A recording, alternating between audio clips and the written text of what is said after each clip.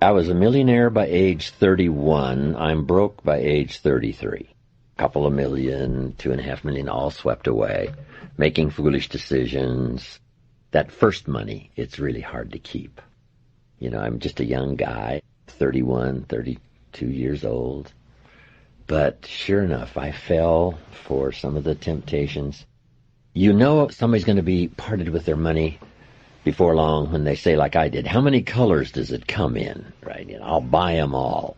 That kind of sort of recklessness. And then making some unwise business decisions. Company wanted to borrow some money, $250,000. The bank said, well, if Mr. Rohn will sign personally, we'll let you have the money. And I knew they could pay it back, so I signed. So I'm the hero. They pay it all back. I leave, go away. I find out a little bit later that the company got in financial trouble, went back and borrowed this $250,000 again.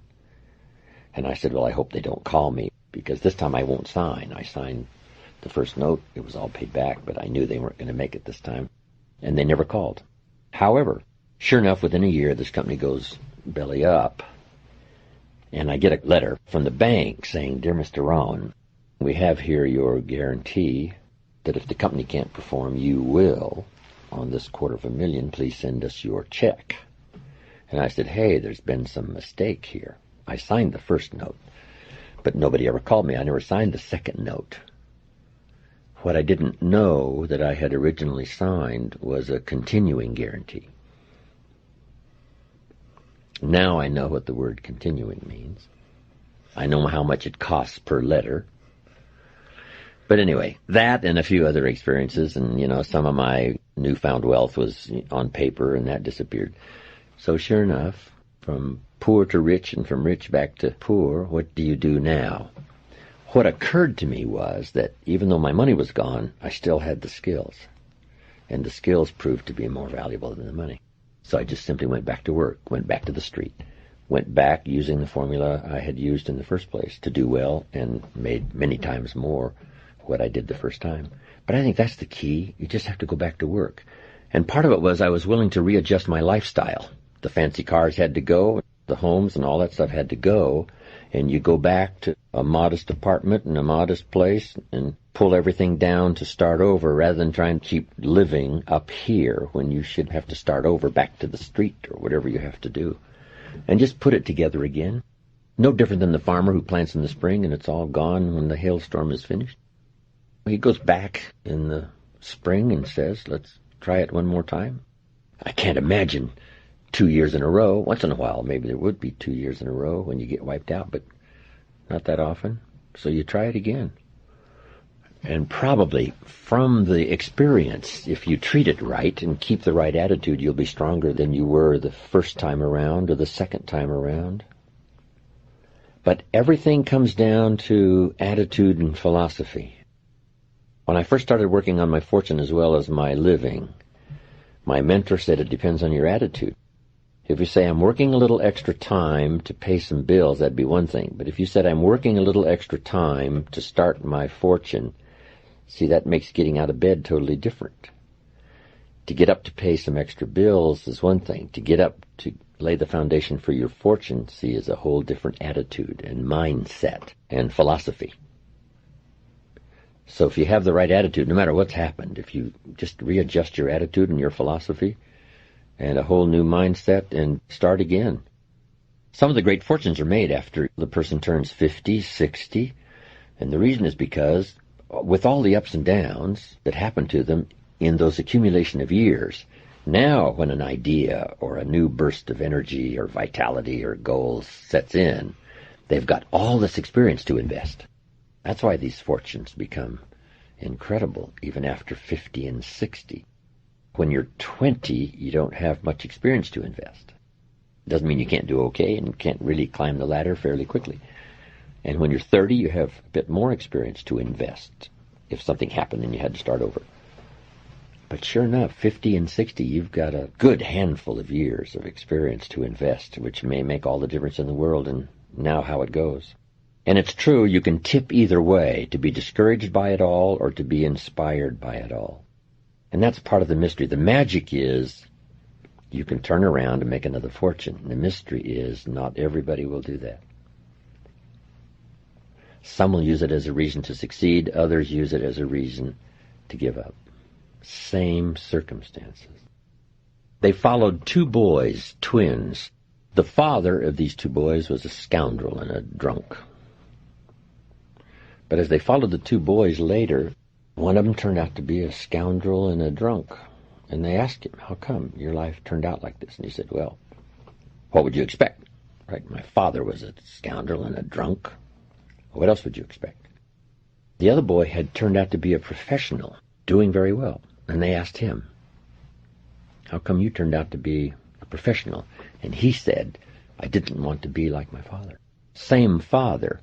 One used it as an excuse for living a poorer life, and the other one used it as a reason to make all the necessary changes. A big share of our life is going to be shaped by attitude and by influence. The people around us.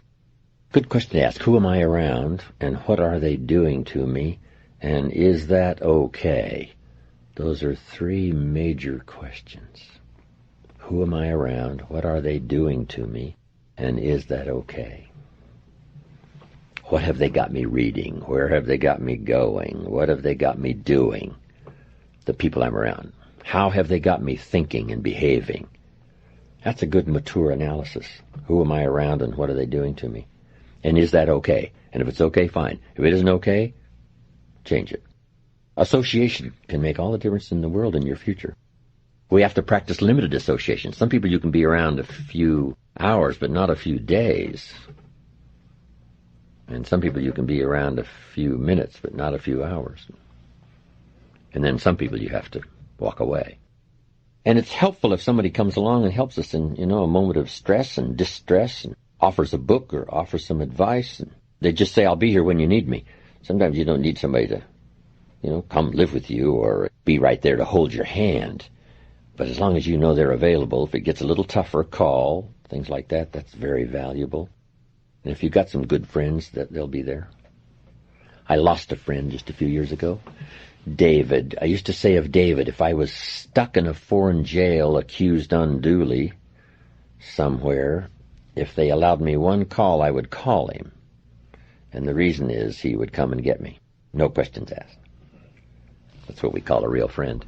And hopefully in times of stress, or if you've fallen out of the tech sky, right, and it's, the paper's all burned up, and the money's all gone, and the project turned into reverse, hopefully you've got some around, somebody, and all of us really have somebody.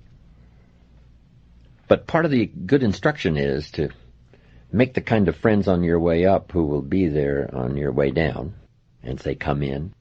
Some of them will say, I've been expecting you. The way you were going, I knew it wouldn't be long, right, until the bubble would burst and everything would go in reverse. Come on in. Let's talk things over. So make some good friends so that no matter what happens, when things do turn upside down, you'll have some to rely on for wise counsel. I've had some of those in my life.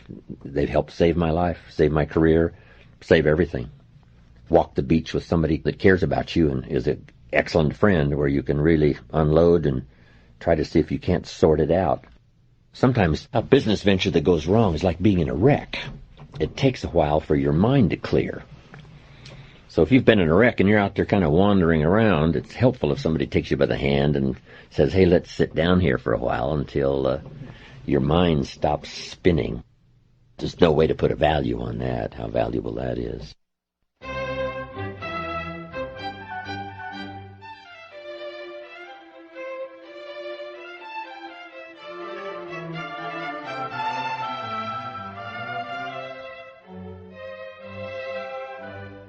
Jim has an insightful illustration for how the approach to adversity separates the pro and the amateur, be it in sports, business, or life. The key is not avoiding adversity, but recovering quickly. The amateur loses a close game and probably affects them for a long time. Or on the golf course, makes a poor shot and it affects the rest of his play. But a pro, Tiger Woods, makes a poor shot, but he knows he has to settle in and not let that one affect the next one. And that's the difference between an amateur and a pro. Or we lose a close game. The amateur loses a close game. It affects them maybe forever. But the pro loses a close game, and they are affected the same way. Don't get between them and the locker door. They'll put a dent in you, right? So they're angry, and they're probably upset. But it doesn't last long, maybe a few hours. A few hours later, by the time they've had a shower and something to eat, they're saying tomorrow night we'll run them off the court. Not next year, tomorrow night. So the key really to quick recovery is have something to go for right away. I'll put this together within the next 90 days. I'll never be the same. Instead of letting it affect you for a year, a couple of years, try to put something together quickly. It may not be the total answer, but it's the answer for now to get you to start walking away. Because one of the greatest things I learned in my studies with Earl Shoaff is life does not give us what we need. Life gives us what we deserve. You don't reap a harvest because you need it. You reap a harvest because you deserved it. You planted in the spring and took care of it in the summer. One of the ways to help a mother on welfare. The person comes with the welfare check. But now with better information, she says to Mary, Mary, the next time I come with the welfare check for you and your children, here's a bucket of paint and a paintbrush. And if these posts are painted, and if the front door is painted, the next time I come back next month, you get the money. Only as a starting point of having the sense of not getting something because she needs it, but getting something because she deserves it. Not that painting the 2 posts in the door deserves $500, but it's a start. Then the next time, the welfare lady says, if this fence is painted, and if these weeds are gone, and if these flowers are planted, the next time I come, now you get the $500 again.